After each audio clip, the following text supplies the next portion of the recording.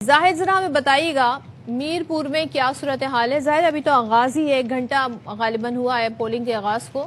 ہمیں تھوڑی تیاریوں کا بھی بتائیے گا. ٹرن آؤٹ اس وقت آپ کو کیسا نظر آئے؟ گو کہ it's just to early to ask.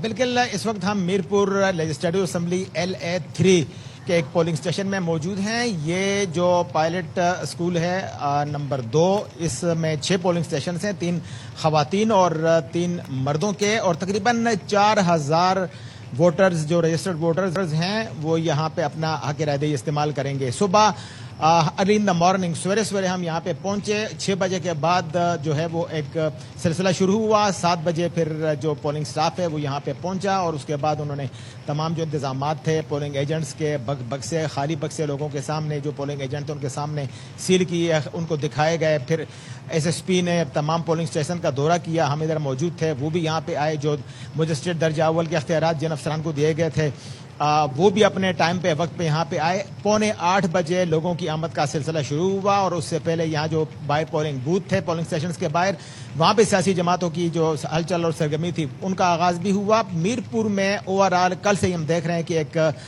سلسلہ ہے، گہما گہمی ہے، انتخابی عمل نظر آ رہا ہے. اور صبح 7:45 بجے لوگوں کی یہاں پہ قطار لگ گئی. اور یہ جو پولنگ اسٹیشن نمبر 88 جہاں پہ ہم موجود ہیں، جہاں پہلا ووٹ 8:15 بجے تقریباً پول کیا گیا، لوگوں کی لائن لگی ہوئی تھی. تاہم ایک بزرگ کو کہا گیا کہ وہ پہلے آئیں، ان کو بیلٹ پیپر دیا گیا اور انہوں نے جا کے ان پہ اسٹیمپ کیا، اور پھر آ کے انہوں نے پہلا ووٹ پول کیا. تو ایک اندازہ ہے کہ جو آغاز ہے وہ تو پولنگ کے حوالے سے بہت پرامن بھی ہے، اور جو ووٹوں کی شرح کے حوالے سے ہے. دیکھا جا سکتا ہے کہ میرپور شہر کے اندر اگرچہ لوگوں کی دلچسپی ہے، لیکن جیسے ہی وقت گزرتا جائے گا پھر دن اور پھر شام 5 بجے تک بلا تعطل یہ ووٹنگ کا عمل جاری رہے گا، پولنگ بھی رہے گی. اس کے بعد یہ اندازہ لگایا جا سکے گا کہ ٹرن آؤٹ کیا ہے.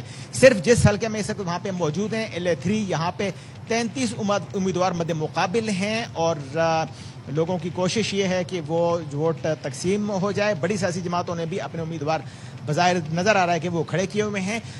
ہمارے نمائندے جو میرپور سے سجاد بخاری، ان سے ہم یہ بات پوچھیں گے کہ 33 امیدوار ہیں یہاں پہ، تو ووٹنگ کا معاملہ کیسے بنے گا؟ اگرچہ نظر آ رہا ہے کہ بڑی سیاسی جماعتیں جو ہیں وہ اس حوالے سے سبقت لیں گی یا ان کے درمیان مارکا آ رہی ہے، لیکن 33 امیدواروں میں جو بڑی سیاسی جماعتیں ہیں اور باقی جو ہیں، آپ کیا سمجھتے ہیں کیا بنے گا اس کا؟ جیسے زاہد بھائی ہم پہلے بھی بات کرتے ہیں، یہاں پہ جو اصل مقابلہ ہے نا وہ پاکستان پیپلز پارٹی کے امیدوار ہیں. یاسر سلطان، سابق پریزیڈنٹ آزاد کشمیر بیرسٹر سلطان محمود کے صاحبزادے ہیں، اور جبکہ دوسرے جو امیدوار ہیں وہ بھی سابق وزیر آزاد کشمیر کے، مسلم لیگ نون سے ان کا تعلق ہے، چودھری محمد سعید. اور اصل مقابلہ تو ان دونوں کے درمیان میں، لیکن ایک تیسرے امیدوار بھی اچانک وہ نئے کمر ہیں، سابق وزیر اعظم آزاد کشمیر چودھری عبد المجید کے بیٹے ہیں معیز مجید، اور ایک استحکام پاکستان کے امیدوار ہیں تسلیم عارف.